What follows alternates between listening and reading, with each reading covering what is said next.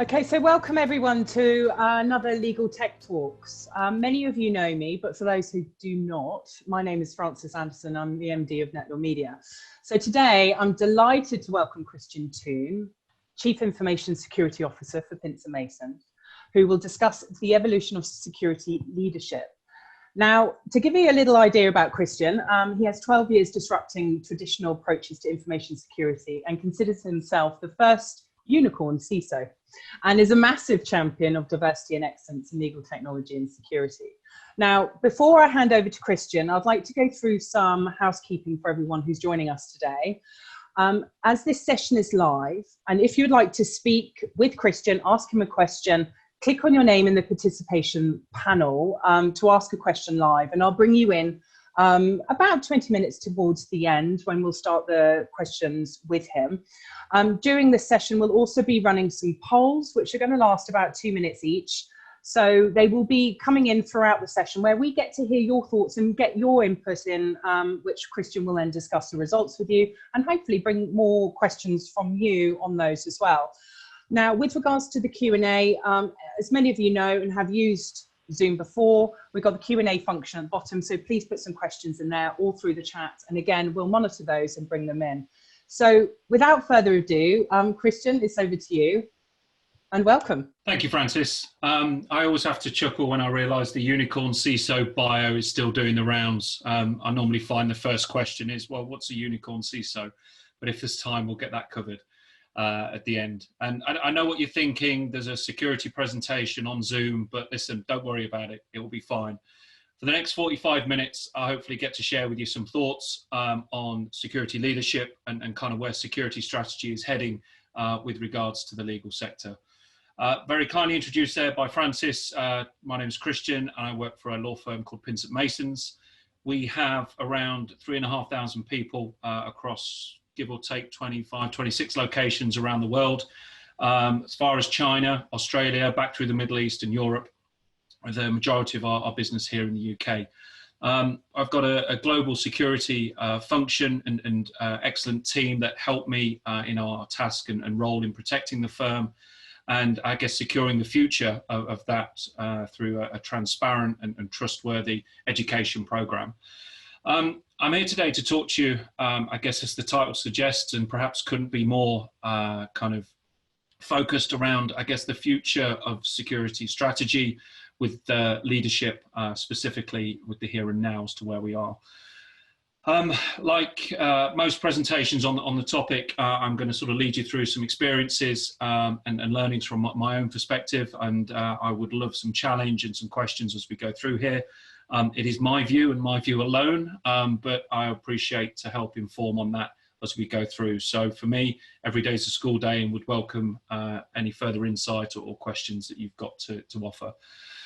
Certainly for the last 3 years now, I've been making a positive change in the legal sector. And before that, highly involved in financial services, service sector industries. And it's very fortunate to say that I think that the legal sector really get it. Perhaps not as mature as some of the bigger banks or financial services, but talking to any partner in any law firm about safeguarding their clients, their disbursements and protecting them from cyber risk to help secure the firm, you immediately get their support. And why wouldn't you? I think the biggest challenge we face is the speed in which we can deploy. The sector itself is going through a massive resurgence of technology investment and change and innovation to not only compete whilst working at home during a health pandemic, but actually the future of the legal sector. So I'm here to talk to you today about kind of how we've transferred our practice during the pandemic, share with you some insights on security leadership, and hopefully bring something new to the table, something you may have not picked up before, or at least a different perspective. I've learned in most legal presentations now, it normally starts off well with a disclaimer. And I'm sure there'll be further conflicting views or kind of supportive views, hopefully, for the next 45 minutes. But as I said, my humble opinion, Bennis said it best in 1959, and I think we're all still learning. Because of the nature of the topic, why not? Let's go for 2 disclaimers. So lessons here very much from my own experience. hopefully brought with you for what the best I can offer. Please take away these thoughts, these perspectives, couple those with your own learnings, teachings, etc., and your own experience. And I'm sure in 50 years' time, we'll still be debating the topic. This particular one is probably one of my most favourites, taken from a book on leadership by James Burns, and pretty much kind of sums up the challenge that we have ahead of us. But before I get into it, and before I start talking through some of my slides, I'd like to probably kick the session off with a poll as to what good looks like when it comes to security leadership. So on your screens now, you should see a couple of options here. We'll be running polls through this session. So please get involved. Please take time to respond. We'll have the polls open for about 1 to 2 minutes, and we'll discuss the results as and when we come through. So should have the poll on your screen now. If I can just ask you all to take a little bit of time and vote there for the multiple choice.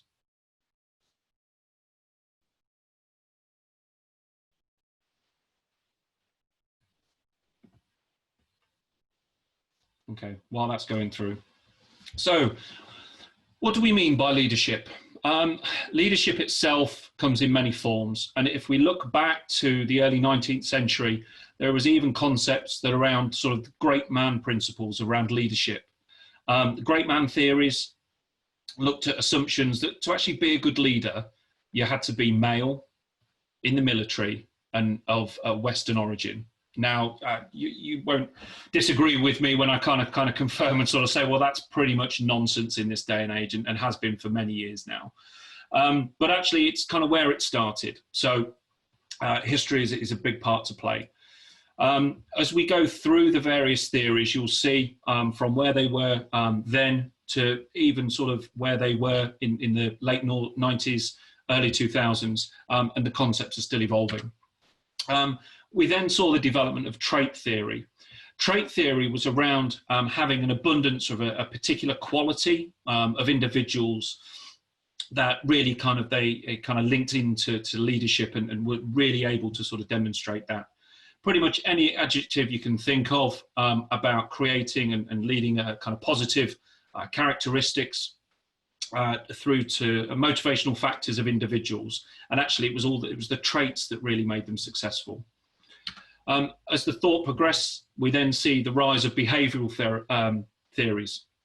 And these really kind of focused on not so much what their qualities were, but actually more around how they behaved in certain circumstances. And we saw from these particular theories that the different patterns through different organizations, different structures, different levels, different styles of leadership, if you will, that were actually applied to different circumstances. And I think this is probably one of the biggest areas that's really gathered the most attention from not only academics in this area, but also further schools of thought. We then move through into situational leadership, and the situational piece with the leadership then clearly comes from an awareness of that situation. Interestingly, this is kind of sort of stating that you're going to behave differently depending on that circumstance or that scenario. It assumes that differing behavior, not only from situation, but also through that organization. As the theories evolve, then came along contingency theory. So building on studies from previously, this really looked to try and foresee the changes and the requirements needed as individuals and organizations needed to adapt as the situation changed. We then saw transactional leadership, which is perhaps more the traditional reward and recognition following tasks and activities, a job well done, really kind of embracing and supporting that expectation of the leader and follower, and that sort of traditional dynamic of instructions given, instructions received, and a job well done. And more recently, and I say more recently, but still kind of 1980s, 85, transformational leadership made an appearance.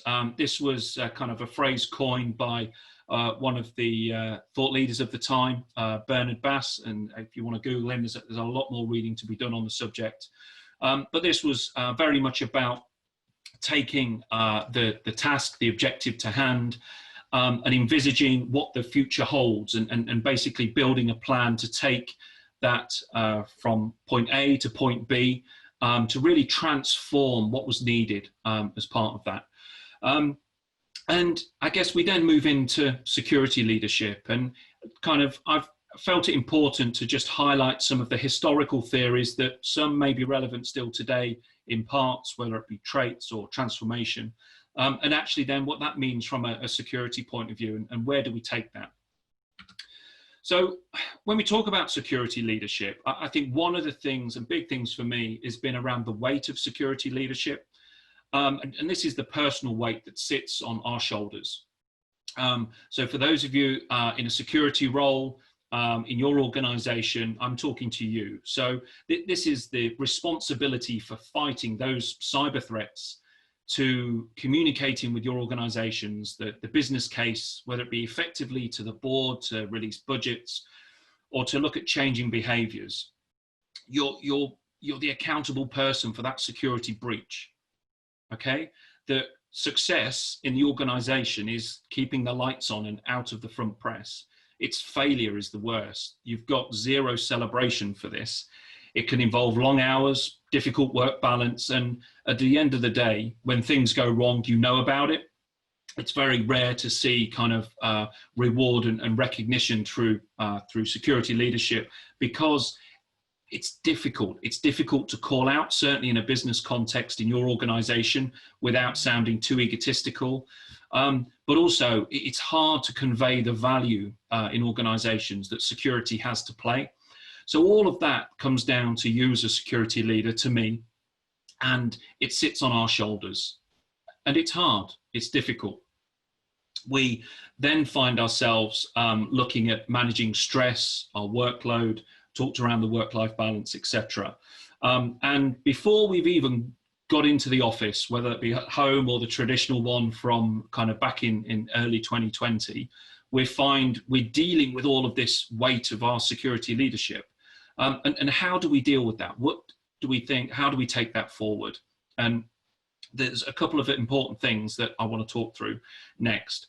Before I do, however, I'd be interested to see the results of the poll. So what are we looking at for what does good look like with regards to security leadership? So we asked the question, what attributes are you looking for? Resounding 93% of you talked around integrity. Following then, 86% of you looking at communication. Thankfully, none of you has gone with self-serving. Empathy being a big one up there, decisiveness. Interesting, 64% of you think that sort of technical understanding needs to be in there. And there's a massive debate, not for now, but I'm sure there's plenty of other content we can direct you to around that whole kind of, does a security leader need to be technical? Yes or no? And I know that's a debate that rages in industry. Empowerment, decisiveness, loyalty, they're certainly the ones I would have chosen and looked to pick out. And thankfully, nobody's chosen for the red herrings that we've got in for. So no one thinks they should be self-serving, egotistical, or gender have an influence on there. So that's great to see. Coming back to the weight, and it's kind of something that I really just want to sort of make sure we're clear here on this, is because it's such a big part of our world that I don't think gets enough airtime or enough of a spotlight as to kind of the true accountability and responsibilities we're having to face. There was some recent study done of 900 security leaders from both the US and here in the UK back in November. And quite worryingly, they were sort of very much reported on some quite kind of sort of staggering levels that 88% of security leaders consider themselves under high levels or moderate levels of stress.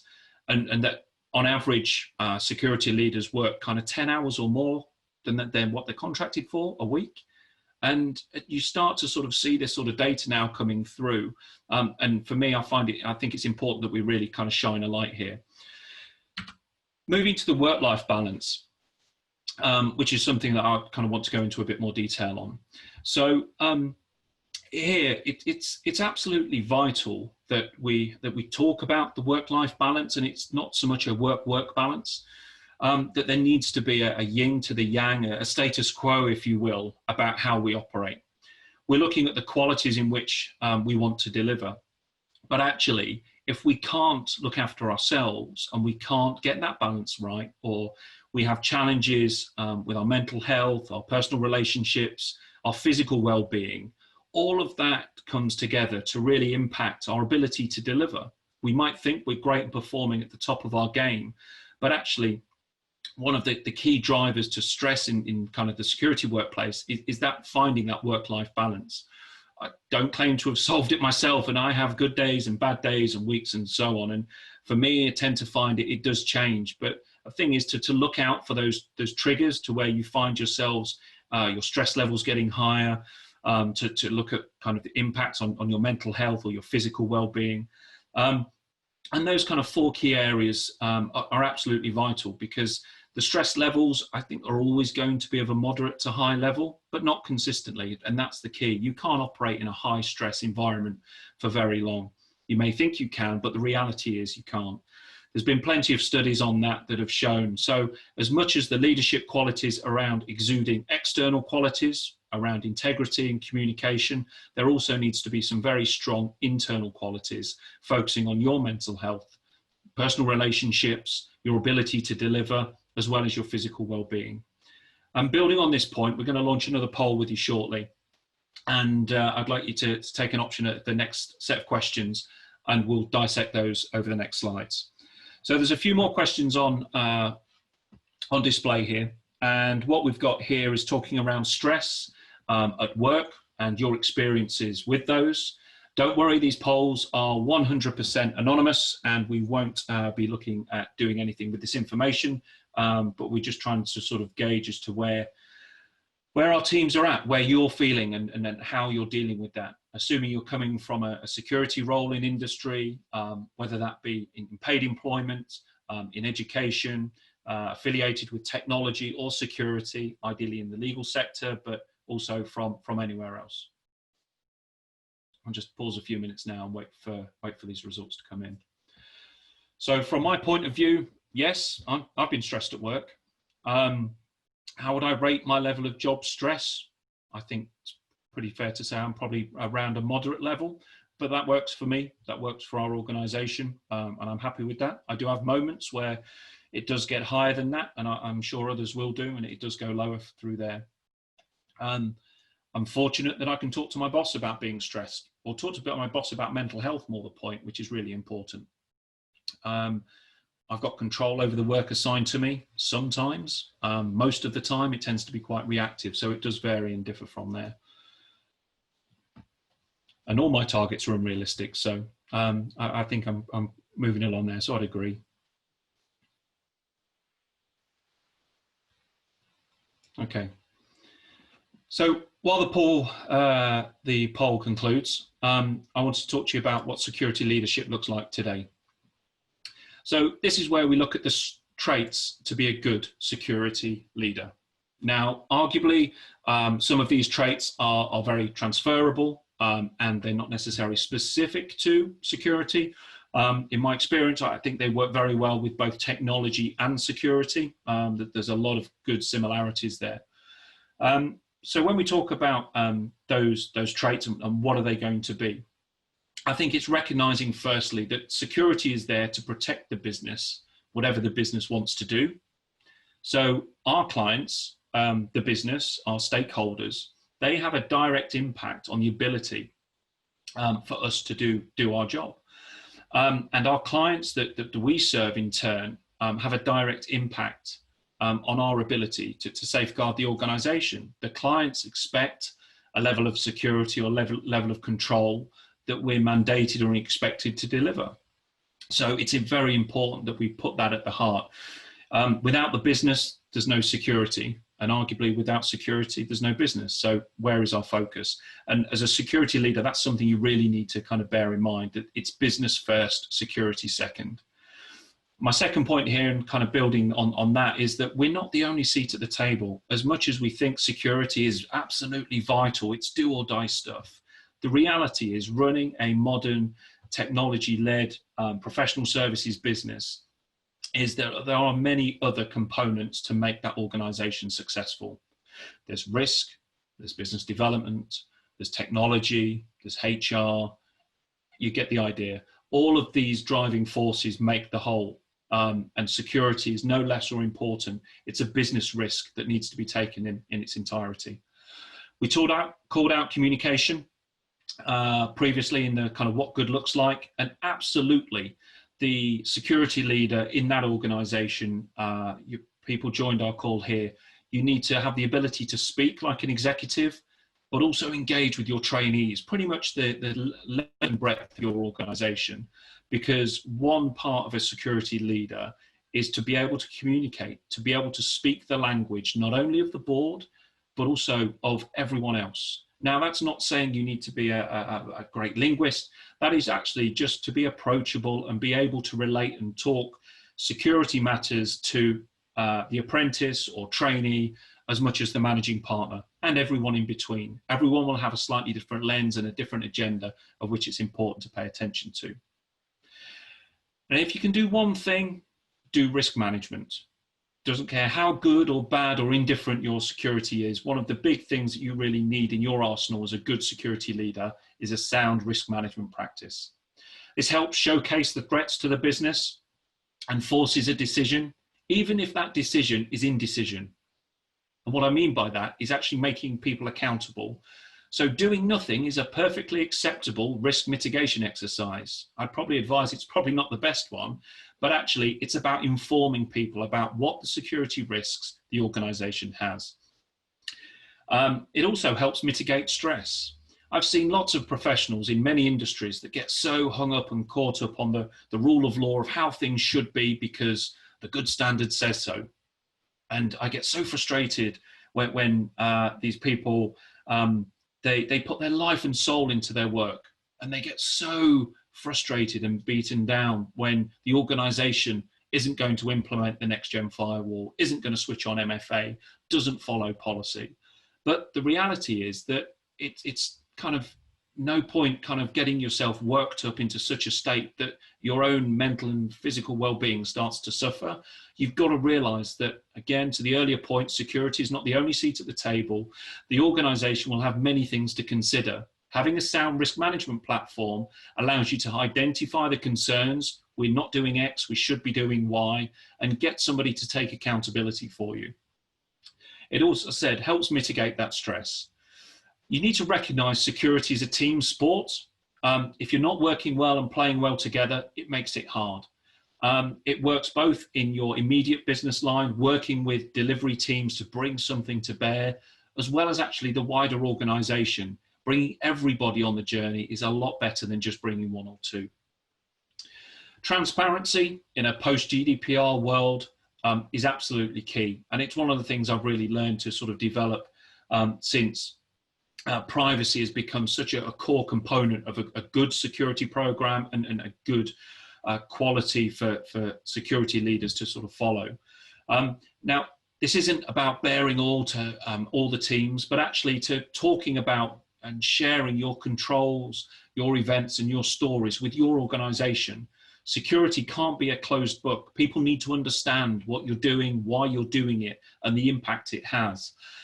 Being transparent will help you build trust in your security program, trust in you as an individual and your team, and that is worth its weight in gold. If you've got an organization that trusts you to do the right thing, they'll follow you anywhere. Take your profession seriously, but never yourself. It's a quote I've picked up from somewhere, and I would attribute it if I could remember where I picked it up from, but I think it very much stands true. You need to have a communicative and personal style in which people see you as a human being, that actually having a bit of a laugh and a joke with your peers, bringing humor into the context, are all vital components of delivering a good security program. And I think that is absolutely vital. People don't want robots, certainly not in the security leadership space. And it's vital that you bring some personality to that role. Technology will only get you so far, but you need to understand, I guess, the people aspect for greater success. So this is really around the humanity piece. So you're working not only alongside technology teams or security teams or even non-technology teams, non-operational, fee-earning communities. It's security is a people industry. You crack your people, and you'll crack your security strategy. That's the best thing you can focus on. So bringing those soft skills that often get overlooked into the workplace will certainly see some great success. And these things I'm talking about, as well as others, they're the security fundamentals. A lot of people talk about them as basics, and kind of basics assumes that they're easy and that everyone should be doing them. But actually, when you look across the realms of security and what you should be doing as an organization that perhaps hasn't just been born out of a startup, that you've got years, if not hundreds of years of history and legacy of how things used to be done, trying to patch and upgrade and manage systems is very difficult. Of course, it's easy to say, patch your systems, keep them up to date, but the reality is completely hard. So look at the language you're using. And that's a really good example of how kind of good security leadership can really succeed, by being very mindful of the language they're choosing. If I go up to my network teams and start kind of talking to them about why they're not doing the basics, it assumes a level of negligence maybe, or actually even just poor training or poor performance. So I don't want that. I want them on my side. And it's about kind of bringing them on that journey. Another point to rate here, and this often gets debated both across our industry and further afield, is where the individuals report to. And there's a big debate over security leadership reporting into IT, into technology roles, or not reporting into technology roles, and reporting maybe into risk functions, operating functions, etc. And whilst you might take a view on that, my personal view is here, look, as long as you're being impactful, it really shouldn't matter. Many organizations have many different styles, many different structures. And whilst in some industries, it's perhaps a little bit more common to have reporting lines into X or Y role, the reality is, as a security person, as a security leader, as somebody responsible for security in your organization, as long as you can challenge yourself and ask, are you being impactful? Doesn't matter where you're reporting to, as long as you've got what you need. Another good quality I find is around education. Now, this is you being an educator, but also to be open yourself up to be educated, both for yourself and others. Every day should be a school day. For me, the thing I picked up today, I got some great insight from one of my peers in the industry, Lisa Forte, around lighting for webinars, believe it or not. I still need to work on that, but again, I picked up something today that I'd never knew before. And anyone who's interested, apparently it's around having the light source at a 45-degree angle away from your camera. Who knew? But great, right? And the subject can be anything. So don't fear the unknown. Don't fear about pushing your boundaries. For me, probably over the last 24 months, a big educational curve has been around well-being, health, and in particular, my mental health and those of others.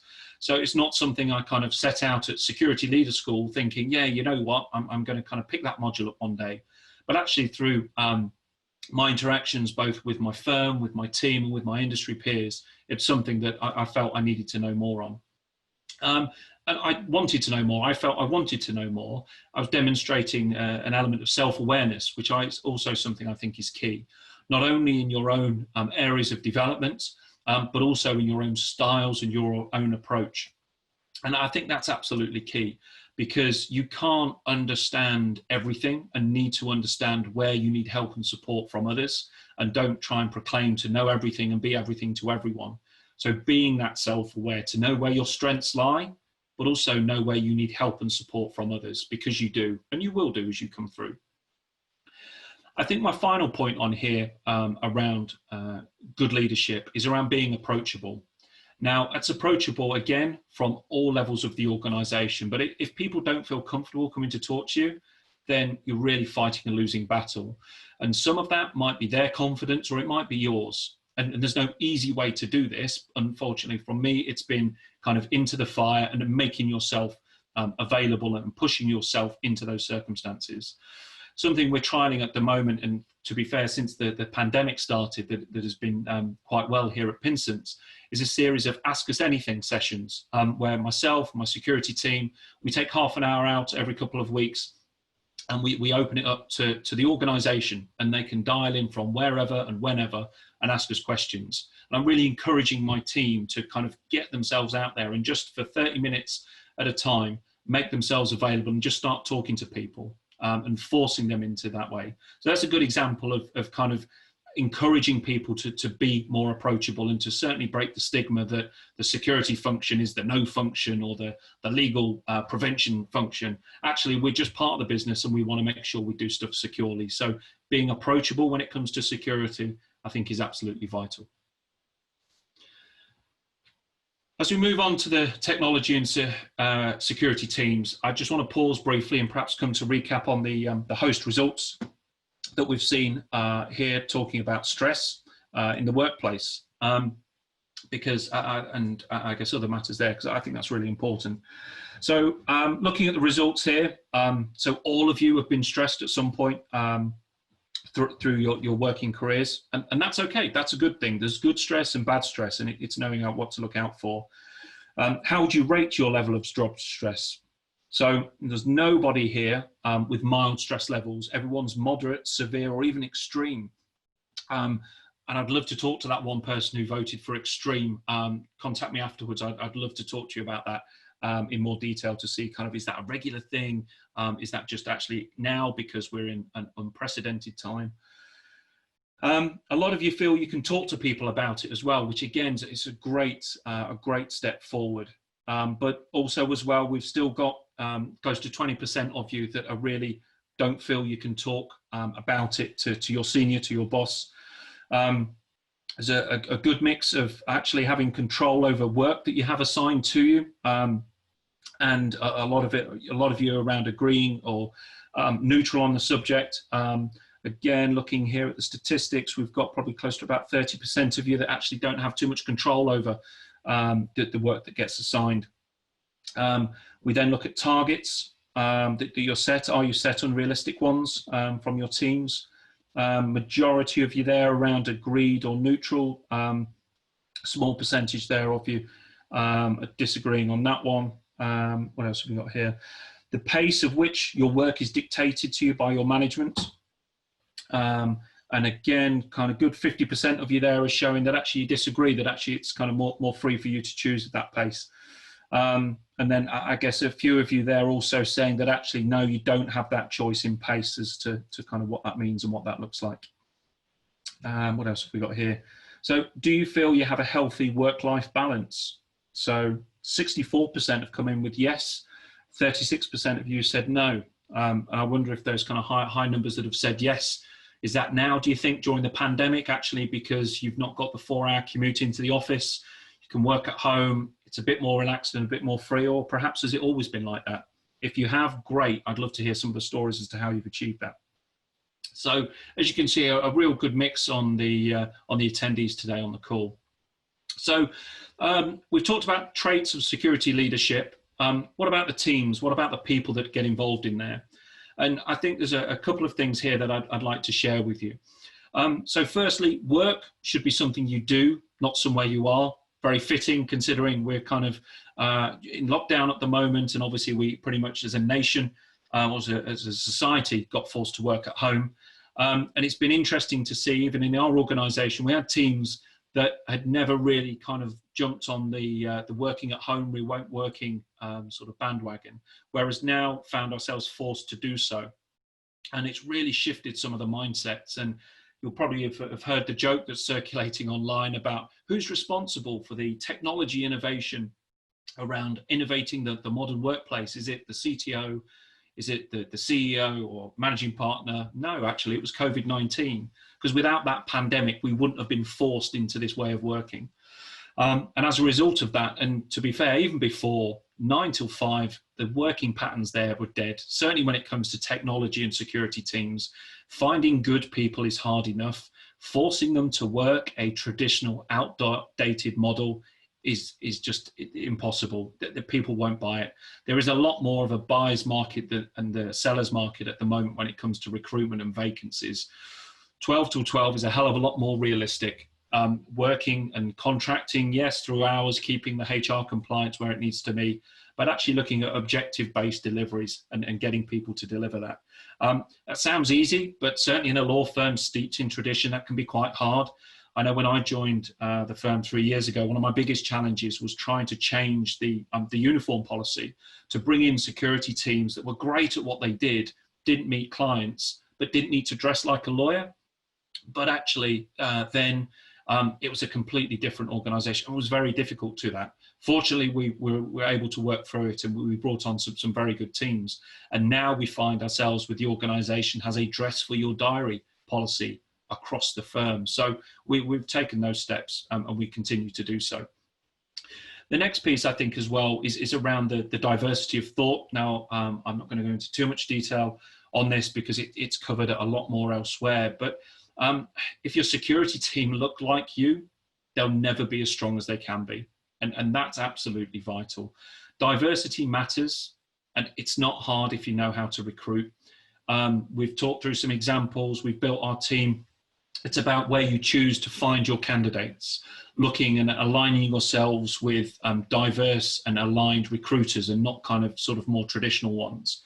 Looking at how you're hiring and what you're hiring for. So if you want to target maybe part-timers, single mothers, students, return to workers, etc., then people like that we found perhaps don't want a full-time job, but you're recruiting for one full-time position. So why don't you split that role into 2 part-time roles and give the hours away to people that are really going to make a difference and make it more available? It's not a set formula, and certainly one that does need revisiting time and time again. Times it works and times it doesn't, but keep pushing that agenda, keep trying things differently, making sure that you're bringing the best of the best into your organization to protect your team. We talked about being an educator on the previous slide, and that also kind of follows through with your teams. They should never stop learning, not only for you, but your team. The downside to this is that security qualifications are expensive and not everyone will have the budget for it. However, one of the things we've massively learned and picked up since we went into lockdown is the amount of great free content that CPD qualified, that people can take and learn and digest at a pace they're comfortable with, and giving people that opportunity to learn, to better their knowledge and understand more the technology that they work with today, but also as around their development plans for the future is absolutely vital. If you don't offer any training, any support, if you might bring them through the door, but people will not want to stay. People have a thirst for knowledge, and it's important you go through with that. My final point on here on the teams piece is to look at the technology and be technology agnostic. So there's a lot of organizations that put a lot of play on Azure or Microsoft, Azure from web services, all the way through to end user technology. It shouldn't matter. A lot of the security fundamentals we've touched on, they exist in all products, and to be mindful of those and how they are implemented and how they are managed at your firm and your organization are absolutely key. Don't hang your hat on one particular platform. It's good to keep abreast of how things are developing in other technologies.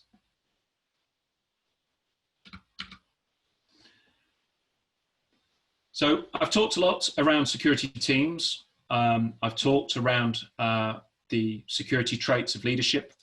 And I think possibly try and sort of described, I guess, an ideal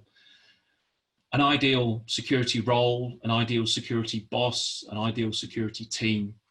But I recognize that doesn't exist everywhere. And going back to my kind of bio introduction from Francis, my unicorn CISO role, I'm that mythical creature. I'm that role that never thought existed, coming from a financial background in security where everything's risk-based and managed within an inch of its life, to an organization and sector that get it. So it is hard, it is difficult, but the one thing I would stress here is that you're the one in control, okay? If you don't like it, change the environment, change where you are. There are so many great places to be out there. Legal sector is probably just one of them. But it's really important. Don't feel trapped. Don't feel like you can't go anywhere else.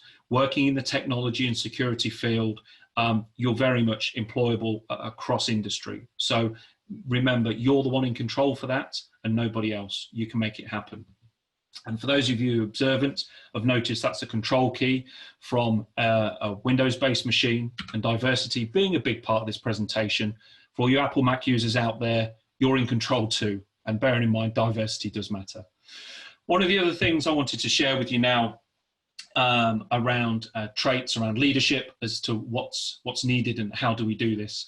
Something I've come across quite recently and wanted to share with you. Now, the best thing about this, it's free. It doesn't cost you a bean. It's an initiative that has been born out of the financial services and some within the legal sector around something called the Mindful Business Charter. I don't know if anyone's heard of it already. You can find more details about this at mindfulbusinesscharter.com. The charter is, in essence, a collaboration between leading banks and law firms committed to really driving change in how we work. And I wanted to share this with you because it's something I've recently become aware of. And the 4 key pillars that I will just sort of show you in case you briefly now, absolutely smack right at the heart of how technology and security teams should be operating, not only internally within their specific functions, but how they should engage with their colleagues across the organization. So the 4 pillars, firstly, is around openness and respect, building trust and effective communication, how you speak to people, how you engage with them, and how you do it on a regular basis. You look at smart meetings, and ever so much, even more than now than how it was before, because we're all working virtually, and it's absolutely paramount to our meetings are mindful, purposeful, and respectful. Speaking of respect,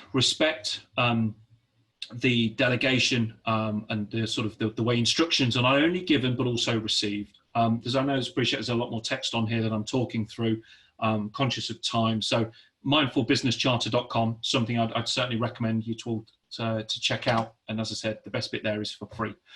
And the final piece here, and kind of tying back to the mental health and the physical well-being, is that consideration for the need to switch off.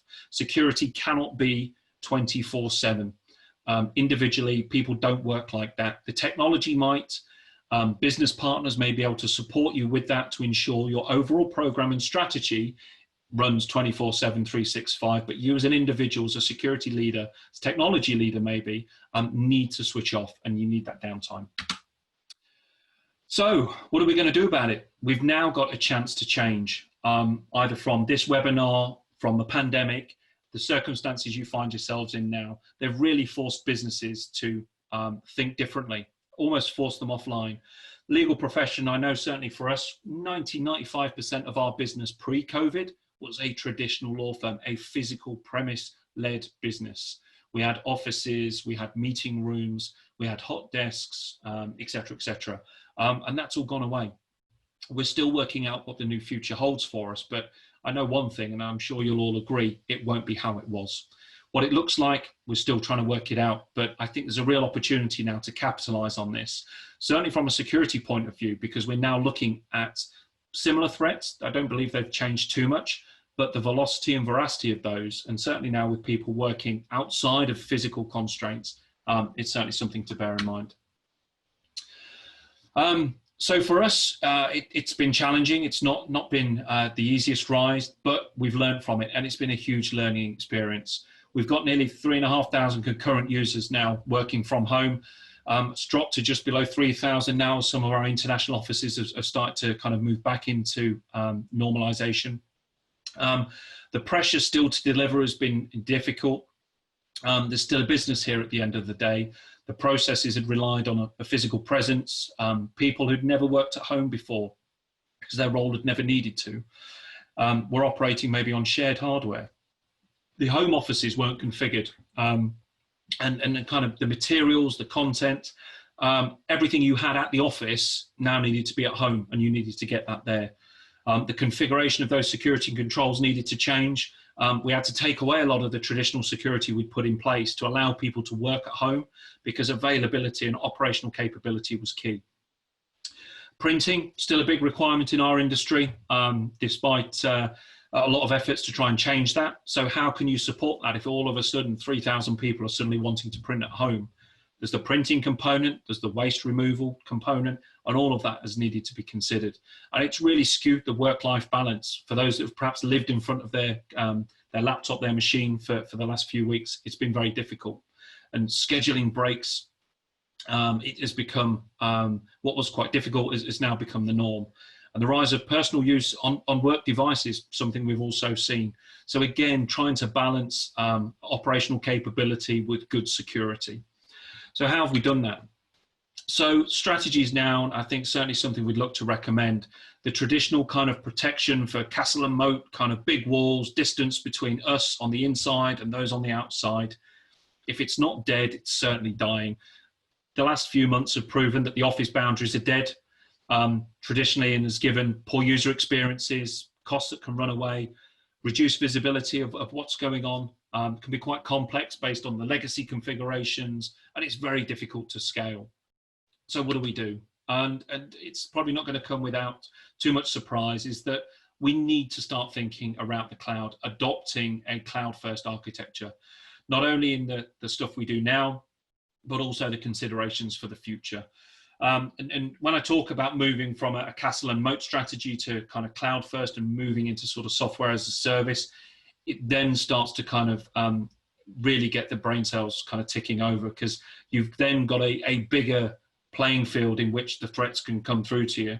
And whether or not the attacks come through in encryption, you need visibility across that bigger playing area. The castle and moat is smaller. You can potentially see kind of from a higher level what's going on, but when you open up to the cloud, there are a lot more components. Encryption alone, if you look at the traffic that goes through to Google, roughly about kind of I think it's about 86% of the Google's traffic is encrypted now, which is great from a consumer point of view, but actually not when you look at trying to kind of manage threats and use encryption to avoid detection.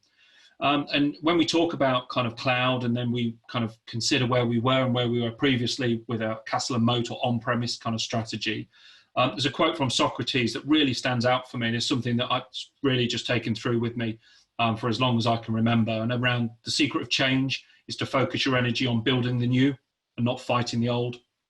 And that plays absolutely well to on-premise architecture versus cloud. If you're not looking to the skies now, then you're going to be missing out.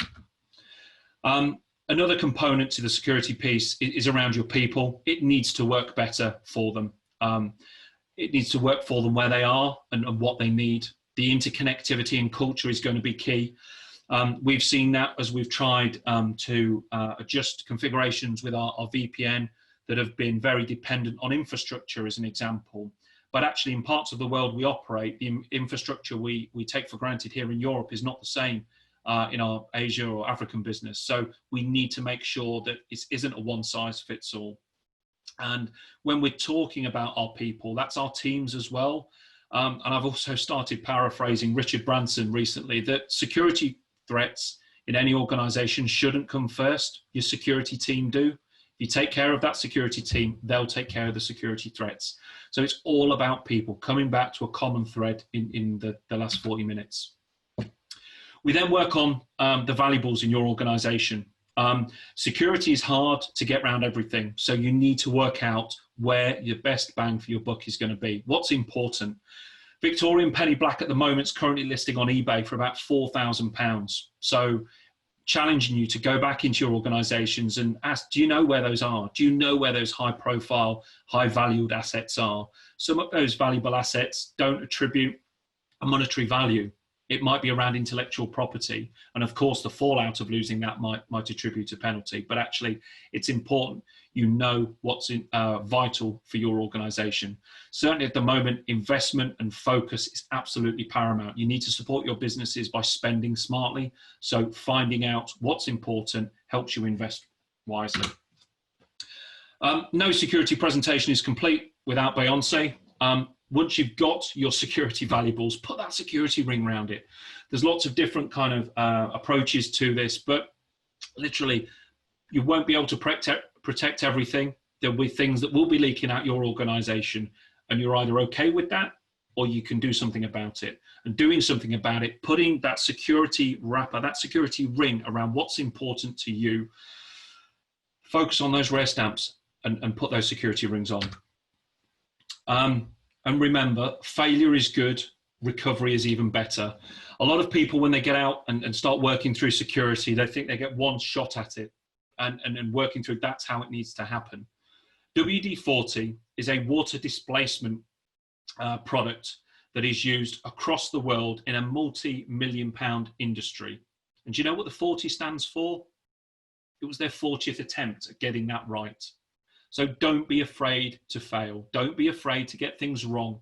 Talk to people, share those experiences, and learn from those mistakes and improve for next time. That recovery is the best thing you can bring to your organization.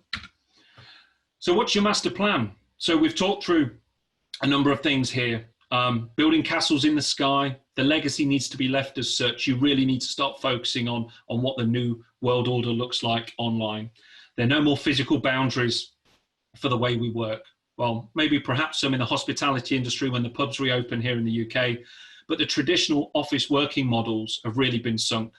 Your people are going to be all over the world and will now need to connect and collaborate online. So how are you going to do that? The security strategy needs to be people-centric. Bring your humanity, not only for your team, but also for the people and stakeholders you kind of have to work with, because without them, it's just not going to fly. There's too much data. There's too much stuff that organizations have these days. And whilst a generic response might be for focusing on trying to kind of cover everything, the reality is you just need to focus on what's important. Using risk management, take those risk-based decisions. Put a ring on it. Well, you know what's important? Put that security wrapper around those items, whether they be databases, they might be people, it might be physical things, but make sure you put those kind of security wrappers on it. And finally, as we've talked around, fail good, fail fast, recover better. Don't be afraid of that. And as I sort of draw this presentation to a conclusion, I firstly realised I've missed out my last and final poll, which talks around have you failed? So apologies for that. But I think that the key piece here, because I do want to leave time for questions and we're running into our kind of last 10 minutes here, it is really just to sort of bring this all together. And as I said at the beginning, based on my experience and my successes and my failures through my career, this is I've found what works. I'd certainly challenge and advise you to take away snippets or all of it or some of it or none of it if you feel you kind of got something else. I'd love to hear about it. Take it away, inform on your approach and build that into your next role, next strategy refresh, next organization. Thank you very much. My name has been Christian Toon, the Chief Information Security Officer for Pinsent Masons. I normally thank people for not falling asleep and not throwing anything at me. I can't see you, so I don't even know if you have or not. And the virtues of working and presenting from home is that nobody can. So I'm maintaining my 100% success rate. Thank you very much to NetLaw Media for having me along. There's contact details there. I'm on Twitter at Christian Toon. You can find me on LinkedIn, or you can drop me an email at ciso@pinsentmasons.com if you want to take the conversation further. Thank you very much. So Christian, the polls did come in, so thank you very much for the great presentation. We did launch the poll, and actually you've got 100% Amazing. saying yes, 100% actually said yes, they have failed. Good. And also 100% saying yes, they did learn something from it, which I think is quite important as well. So again, if anyone wants a copy, well, people have asked if they can have a copy of your slide, Christian, so you can let us know if you're happy with that. What's the going rate for slides? Is it? Well, of course, yeah, of course. I've not got a problem. Well, happily share. If you want to drop me a line directly, I can send you the original or go through NetLaw. I don't mind. Thank you. So I do have a question. Yep. What do you? So looking at, obviously, I think for most people, this whole lockdown coming in from what, 3 months ago, everyone was in their normal office, work environment, traveling around the world. What do you think has been the greatest challenge from your perspective in your role going into lockdown? I think kind of going into lockdown and probably even before lockdown, the biggest challenge, and I think will always be, certainly in this day and age, is our people.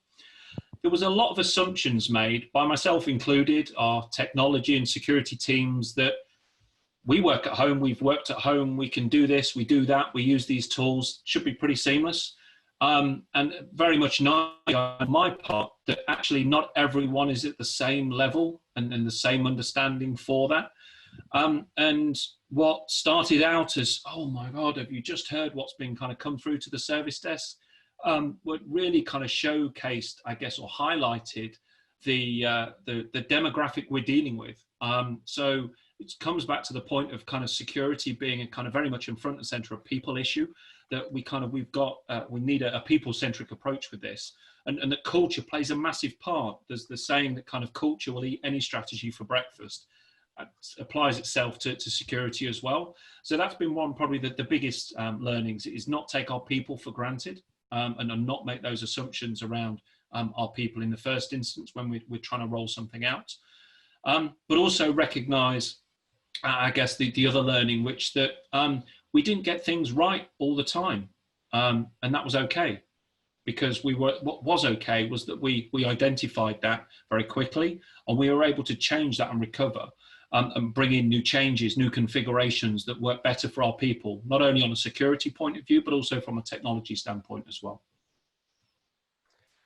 You talked about mental health. You talk about teams here and also mental health, that it's been something which you picked up. How important do you feel like that plays now in roles, especially the experiences I think we've all had, whether we're business leaders or part of a team? I think even for myself, one of the greatest challenges is getting to grips, actually, not getting to grips, but being able to have more empathy and listening to the struggles I think people have been going through. Have you found that? What's been your greatest sort of, I suppose, your insight you can share with people on that?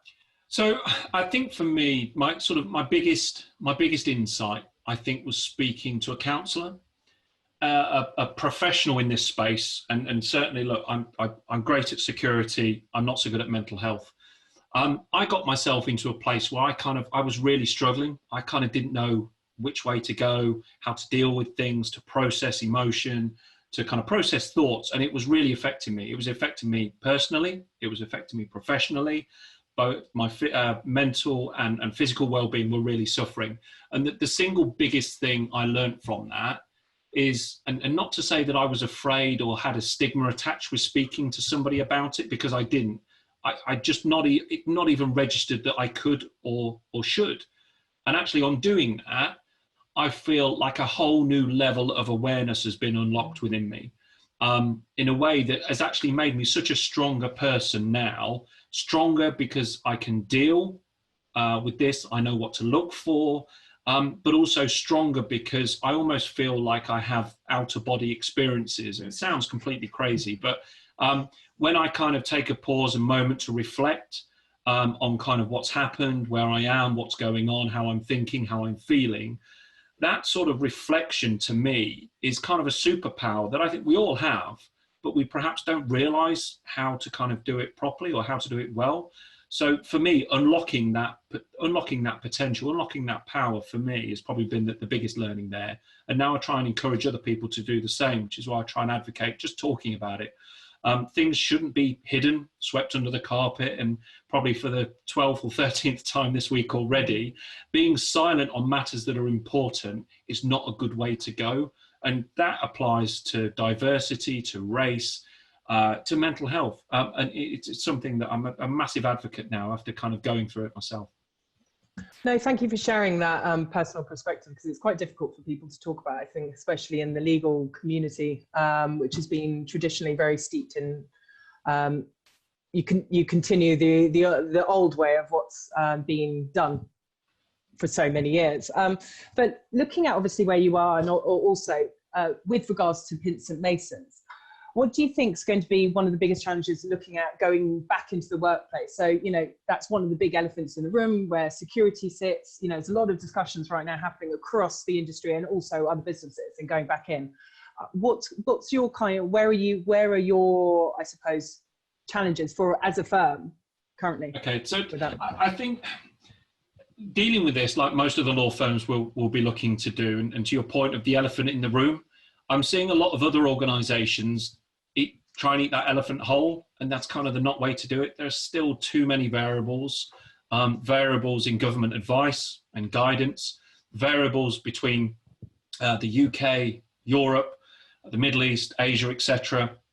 There is no standard template. Nobody's kind of gone on record and said, this is how the world will re-enter the workforce. So the best thing we can do at the moment, and something I'm really proud of, the firm has really taken a tactical and united plan. So our focus at the moment is around our people, is around our business, is carrying on delivering what we're doing. The beginning of May, we launched a Together plan, an initiative that focuses just on the next 90 days. And that we will roll on a monthly basis, because at the moment there are too many moving parts to this.